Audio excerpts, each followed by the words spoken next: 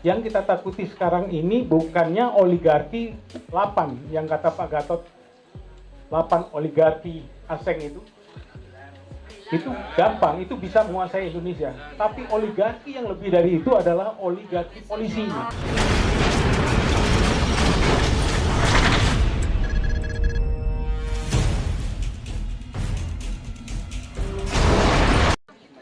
Assalamualaikum warahmatullahi wabarakatuh.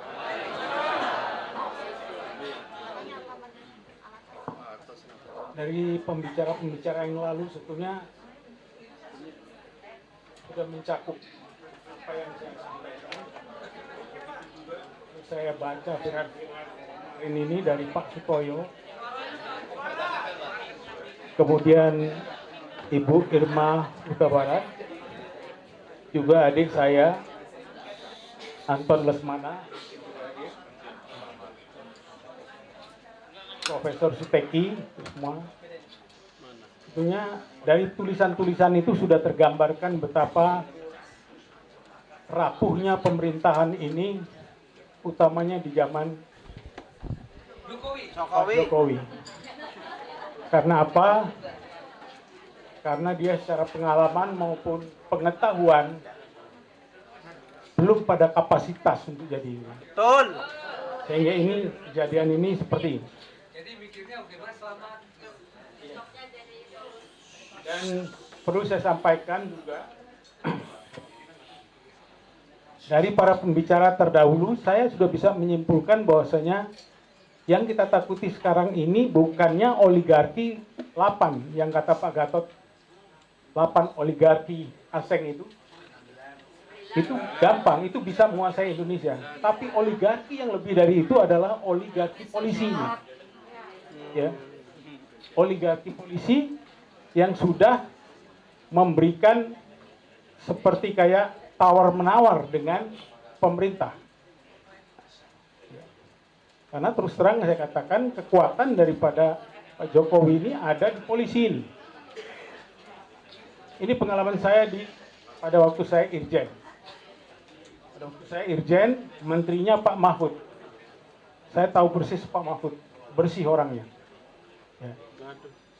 Di situ saya menyimpulkan pada waktu dia datang, kepolisian itu datang ke Dephan untuk memaparkan undang-undang kepolisian, itu saya terus terang sudah terpana melihatnya. Di mana dalam undang-undang itu disebutkan kepolisian organisasinya ditentukan oleh Polri, itu satu. Kemudian Polri di bawah langsung Presiden. Itu saya pertanyakan, kalau ditentukan oleh Kapolri, setiap nanti berganti Kapolri, apakah organisasi ini akan dirombak? Kalau dirombak suatu institusi, itu akan mahal jadi akhir. Kemudian kedua, kalau di bawah Presiden, logikanya nanti polisi harus duduk di kabinet. Tapi lucunya TNI itu di bawah Menhan. Dia tidak duduk di bawah Presiden. Dia hanya underbow daripada Menteri Pertahanan. Di situ kalau saya lihat sekarang ini justru seolah-olah TNI ini seperti pembantunya Polri.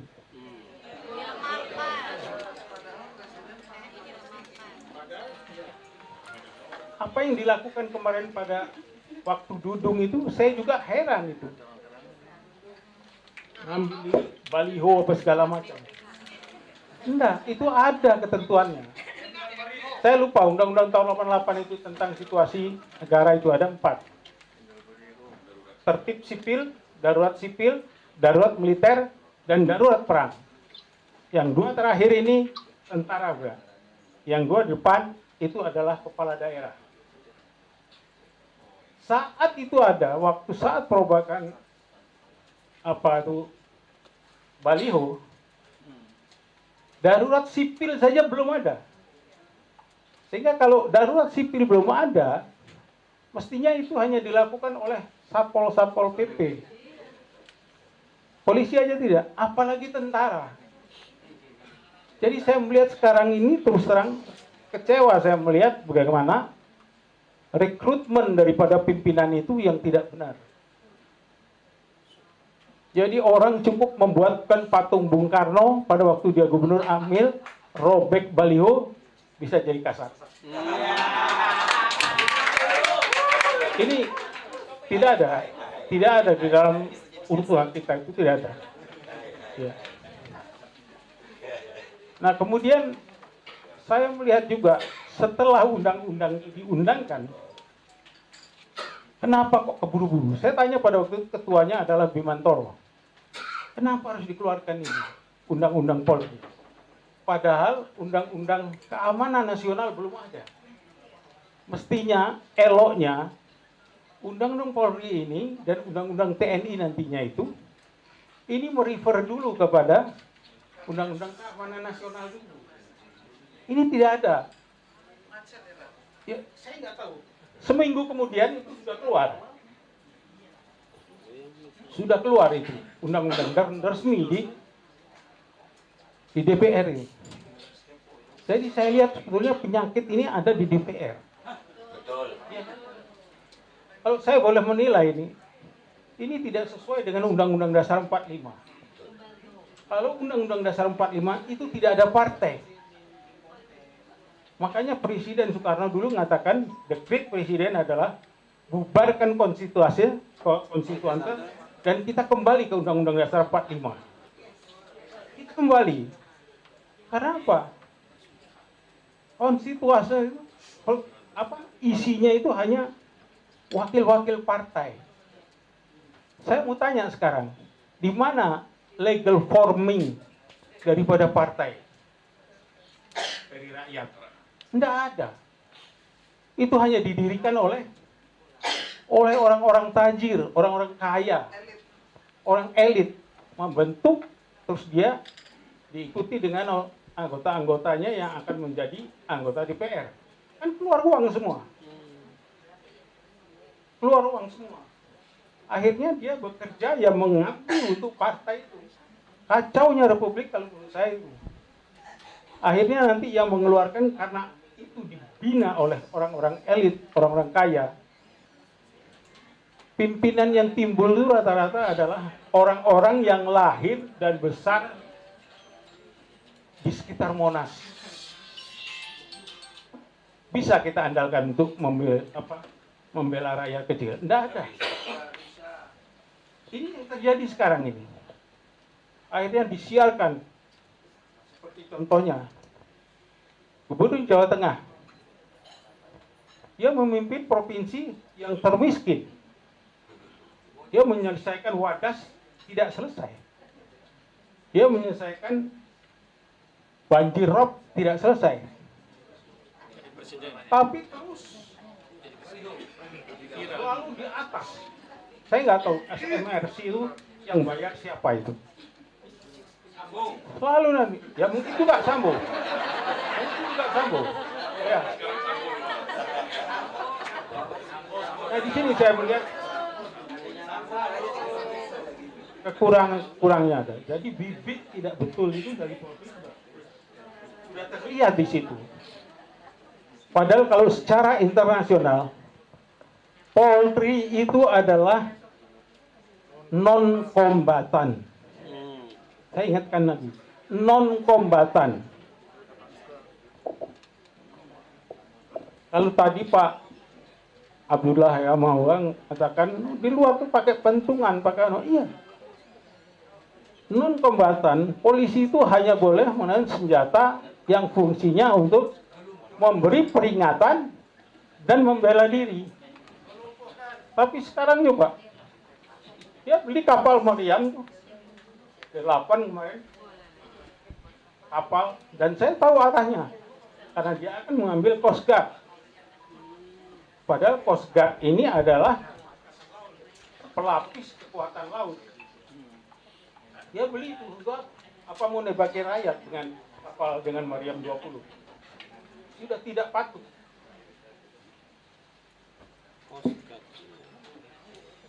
Kemudian berikutnya juga yang ingin saya sampaikan juga, pada waktu Kapolri diangkat, apa yang dia katakan? Saya kembalikan untuk Polri yang presisi. Artinya apa? Artinya dia sudah tahu kalau Polri ini sudah tidak benar. Sudah tahu dia. Sehingga dia perlu kembalikan ke presisi. Kenapa dia tahu? Karena dia bekas ajudan presiden. Kenapa itu dia tahu? Karena dia tahu ada posisi tawar-menawar. Ya. Apalagi setelah undang-undang tadi mengatakan Polri di bawah presiden. Kapolrinya pada waktu itu dia membuat sesuatu yang kita sebut democratic policing. Artinya apa itu? Nggak usah kita baca lengkap itu. Secara scanning kita baca, artinya polisi sudah diseret ke arah politik. Sudah diseret ke arah politik. Nah, inilah yang saya kira mungkin dia mengatakan akan presisi, kembali kepada presisi. Kemudian juga saya ingin juga menggarisbawahi tentang masalah yang berkaitan dengan hilangnya Hansip Wandra. Satpol PP di mana-mana. Padahal kalau kita lihat konsep itu, walaupun itu dibuat oleh Angkatan Darat, tapi ini benar. Dan ini dipakai oleh Vietnam. Vietnam pada waktu dia mengalahkan Perancis dan Amerika, Vietnam itu tidak punya angkatan laut dan tidak punya angkatan udara. Dia hanya punya angkatan darat dan punya Arhanud. Sehingga Arhanud itu diangkat menjadi angkatan Arhanud. Kenapa dia menang dengan negara-negara besar itu? Karena perlawanan rakyatnya, Wandranya, dan Hansipnya, pertahanan sipilnya. Saya ke sana, saya betul-betul kagum. Dari desa Guci sampai ke Saigon, rakyatnya itu membuat terowongan sejauh 135 km. Itu yang membuat Saigon panik. Mereka berebut naik pesawat untuk meninggalkan Saigon. Karena Vietcong masuk ke sana lewat terowongan itu. Saya lewati terowongan itu. Saya lewati pada 2 bambu. Setiap bambu itu kurang lebih 75 meter. Bambu kedua, saya muncul basah semua. Artinya apa? Artinya rakyatnya yang melawan. Di sini sekarang, apa bisa kita buat Satpol PP itu melawan itu? Tidak bisa. Jadi ini harus dikembalikan lagi.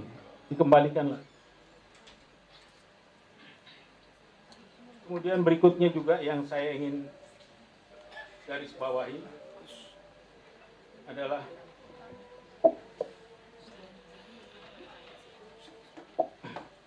adanya kekuatan-kekuatan terselubung di dalam Polri sendiri.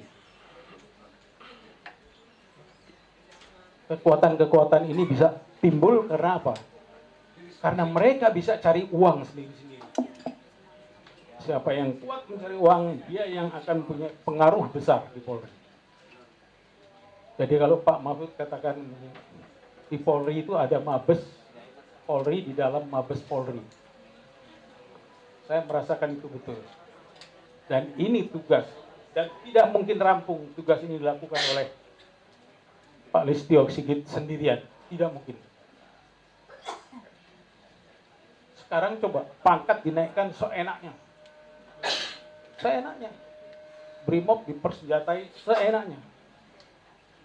Semua senjata yang dipegang kemarin, itu semua adalah senjata tempur, bukan senjata Polri.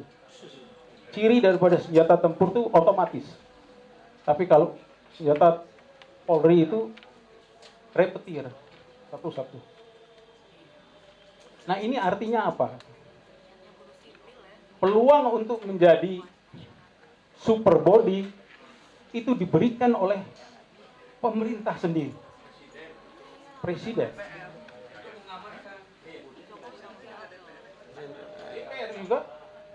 melegalkan semua lewat undang-undang.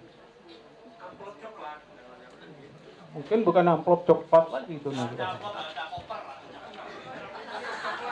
Jadi ini yang membuat dia jadi super body. Saking supernya sekarang lebih daripada 34 badan di luar dipegang oleh polisi. Akhirnya polisi itu mampu bisa melaksanakan tugas semuanya, kecuali tugas pokok dia. Iya. Nyatanya seperti ini. Tugas dia, tugas pokok menyelesaikan Yosua 2 bulan. Terus yang 5 atau 6 orang daripada yang dibunuh hilang begitu saja. Aneh, ini negara ini aneh. Memang harus. Jadi kalau harus kembali ini, menurut saya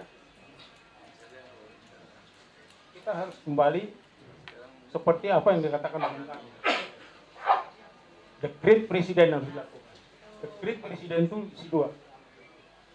Bubarkan konstitusi, konstituante, dan kembali ke Undang-Undang Dasar 45. Terima kasih. Bubarkan konstitusi itu ya DPR. Tidak ada di mata saya, maaf. Tidak ada legal standing dari rakyat. Sehingga apa? Demokrasi yang terbangun ini adalah demokrasi oligarki. Tapi kalau sesuai dengan Undang-Undang Dasar 45, demokrasi itu berangkat dari from the bottom, dari desa. Di desa itu ada PPDI, ada abdesi, di situ nanti dia bisa menunjuk perwakilannya di kecamatan, menunjuk perwakilan di kabupaten, ini nanti duduk ke atas, ya, duduk ke atas. Nah kemudian harus ada perwakilan daerah. Perwakilan daerah itu yang namanya kepala suku, ya kepala apa itu kalau di anu tuh, burung, terus mantan yang punya kerajaan 238 kerajaan yang menyerahkan kepada republik. Itu jadi perwakilan daerah. Perwakilan untuk golongan harus ada. Buruh di situ harus ada duduk. Guru harus ada di duduk. Nelayan harus ada di soal. Itu baru namanya perwakilan. Tapi kenapa ini dibunuh? Karena para pemimpin memang takut dengan ini. Takut. Jadi seperti misalnya kemarin pada waktu dilantik Jokowi, saya pindahkan ibu kota ke Kalimantan. Nggak bisa. Yang penting kita akan pindah ke Kalimantan harusnya MPR itu. Baru setelah MPR setuju semua, perintahkan kepada presiden. Makanya zaman dulu dikatakan presiden itu adalah mandataris MPR. Jadi ini kemeliti. Akhirnya kemelitinya itu diikuti oleh bukan LBP, kumpulkan lurah semua 2.500. Bentar, saya tuntaskan aja sekalian. Terus Ganjar menuntaskan, kumpulkan lagi semua. Dana dari mana itu? Kalau tidak dana dari oligarki. Kemudian kedua, kenapa kita harus kembalikan juga Undang-Undang Dasar itu? Undang-Undang Dasar itu mau mulai dibelokkan. Contohnya, pasal 6. Presiden harus dari warga negara Indonesia asli. Sekarang tidak. Boleh warga negara siapa saja. Nanti kalau Cina jadi presiden, padahal di Cina sendiri presiden ya orang Cina, nggak mungkin orang Batak. Ya kan? Di Jepang juga perdana menterinya bukan orang Jawa. Ini adalah kedaulatan, jadi jangan dirubah. Seperti misalnya DPA. DPA itu Dewan Perwakilan Pertimbangan Agung. Itu bukan mandul, karena terus dirubah jadi One Team Press. Kalau One Team Press namanya Dewan Pertimbangan Presiden. Underball Presiden. Didengar syukur, tidak didengar sudah. Itu. BPK.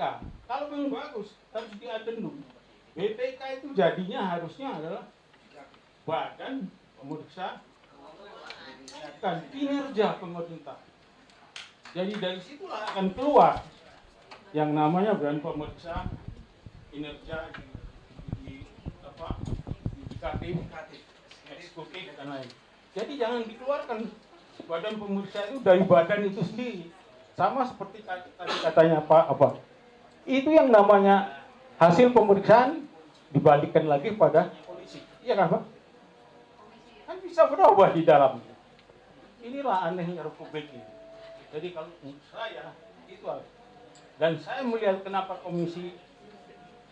Komnas HAM itu tidak kuat karena kita meniru dengan Barat. Kita ini negara Pancasila. Kenapa kita bikin Komnas kemanusiaan yang adil dan beradab? Pembunuhan ini kan tidak adil dan tidak beradab. Lima wanita juga tidak adil dan beradab. Harus berani kita ubah. Terima kasih. Baik, terima kasih.